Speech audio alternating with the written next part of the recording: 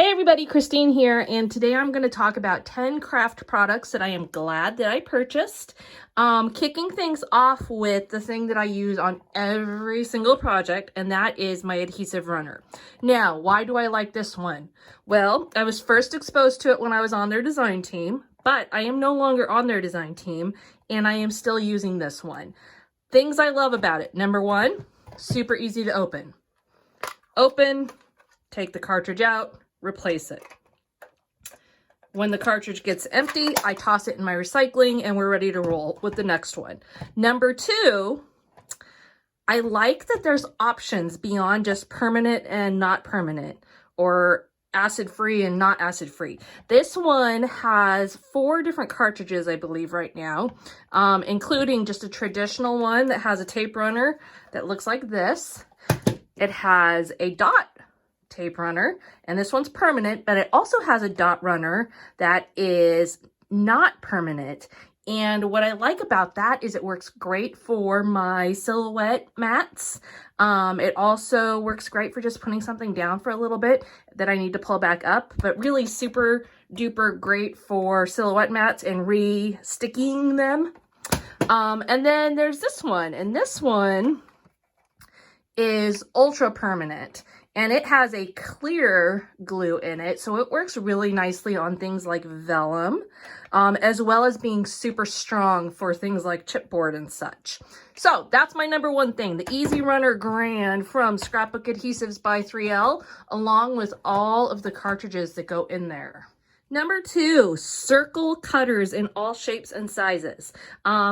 I use all 3 of these equally, and I don't know that any of the 3 of these are still exactly in production as they are, but there are similar items available, and I will link you to all of those down below. But a circle punch, in fact, if I could have these in like 8 different sizes, I'd be totally thrilled. I use this constantly. This one cuts circles that are teeny tiny all the way up to bigger. I use this one a lot for circles that are less than 4 inches in size. And then this one goes all the way up to 12-inch circles, so 4 to 12 inch. I use all of these on a lot of my projects, and it's nice to have those quick, fast. I don't have to go to any machine. I can just pull those out and cut circles. And of course, circles are so diverse in crafting, so great for using for that. My number 3 one is this fine tip glue applicator, and you can see it has got this teeny tiny tip, okay, and it has a little needle that goes into it to seal it back up. And what I like about this one is it's refillable with whichever glue I need at the time. So I have a couple of these, and I put in the glue that I want that's a liquid adhesive. And this works great for getting those little corners on projects, as well as securing tiny little pieces of paper, cut files, that kind of stuff. My number 4 is Distress Oxide inks. Now, why do I love these? First of all, they work great as regular stamp pads, okay? Second of all, they also work in mixed media. So although I'm not a huge stamper or a huge mixed media person, I do both of those on occasion. And so it's nice to have something that meets both those needs. Whether I want just a stamp pad, whether I want to put this onto some packaging and add some water and do a distressed mixed media background, it works both ways. And I love anything that can pull double duty. I also love that there's a huge variety of colors available. They're not super expensive. And also, since I'm on a black background, I'll just note that they stamp nicely on dark stuff, which is not always an option. Now, the only downside to these is there is dry time involved when you stamp with them. But if you have a heating tool, no problem. And as long as you know that going in, no problem. They are not like your dye inks that dry super fast. But they don't, I mean, it's not crazy long either, but I just want to put that disclaimer out there that they do take a little more time to dry. I always just have my heating tool up and ready to roll when I'm doing stamping with them. This next one is a really simple tool and is actually not exclusive to paper crafting, but I know it's used in quilting, in sewing, even in working with wood and such. So this is a T ruler. Cheap, easy to find. You can find it on pretty much any big box website. And I have 2 of these because I'm constantly losing it just because it's clear. But what you do is you just line it up with things to make sure that you get things on there straight. Okay, so you put that at the edge of, say, I'll just show you an example here. Put this at the edge of my scrapbook layout. I want to see if my journaling is straight right there. Okay, and then I can see right there it's nice and straight. Okay, and it's just a good way to check your accuracy on things. Really cheap, easy tool to use. You can find it in stores and online.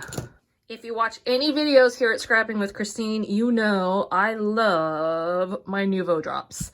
These are basically liquid enamel dots.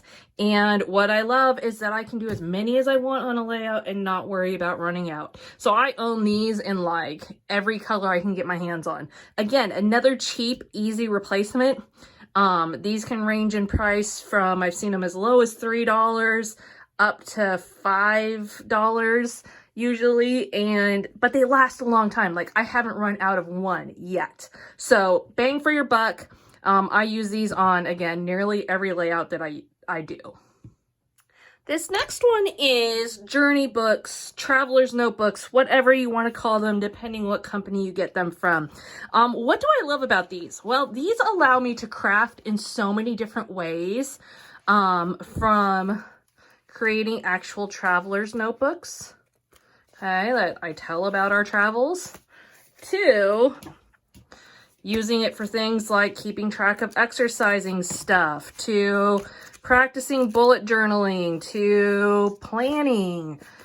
So whatever I feel like doing at that time, I've got options, and they like exist in just so many ideas out there. So this is one thing that I love because it's just so versatile. And I love having a good cover for them as well. Now, right now, I have one, for example, in my purse, and it has several in it. It has my meal planning book in it. It has my to-do list book in it. And it has just a book where I can make lists of things that I need for different areas of my life. So I love that these encourage organization, but also if I just want to have fun, like this, was it this one? This one, I just was journaling Bible verses and making it pretty.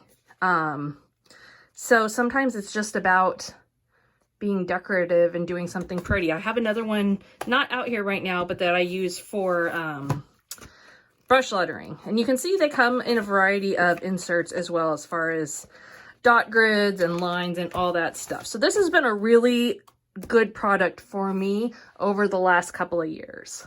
Okay, I'm getting a lot of glare on this one, but the next one is just a glass mat. And I've got this in a smaller format that's older and very beat up. It just really needs a good cleaning. And I've also got this Tim Holtz Tonic Studios mixed media mat that has several different things. What I like about this, good cutting platform, good for ink and drawing with it, good for underneath if you need to protect your desk surface. Just an overall practical piece to have. As you can see on the other glass one, I used adhesive on it, and so I sometimes do that if I'm trying to avoid adhesive on my desk, and then I just clean it up.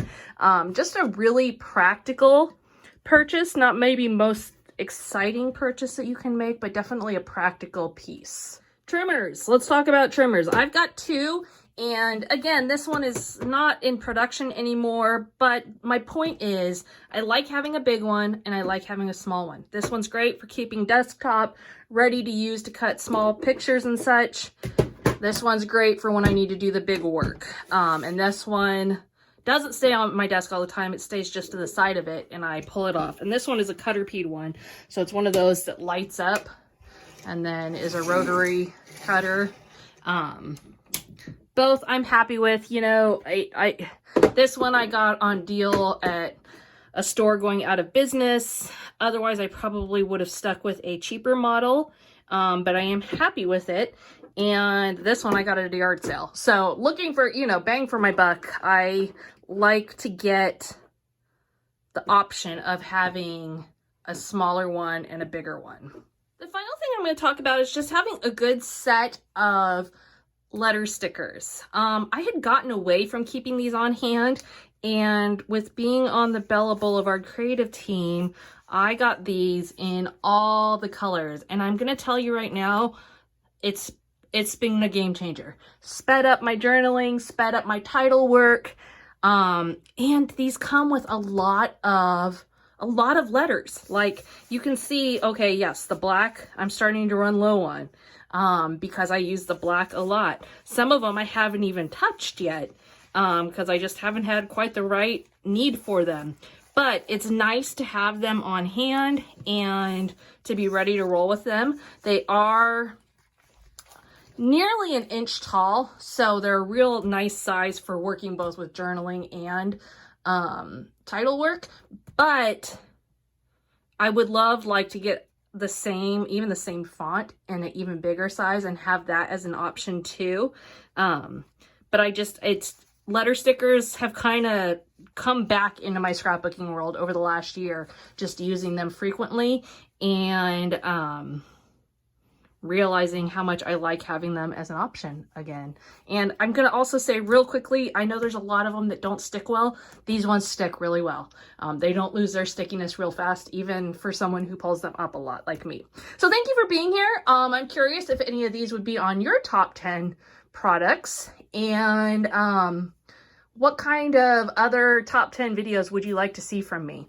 Thank you for being here, and be sure to hit that subscribe button and give me a thumbs up if you enjoyed this video. We'll see you again next time.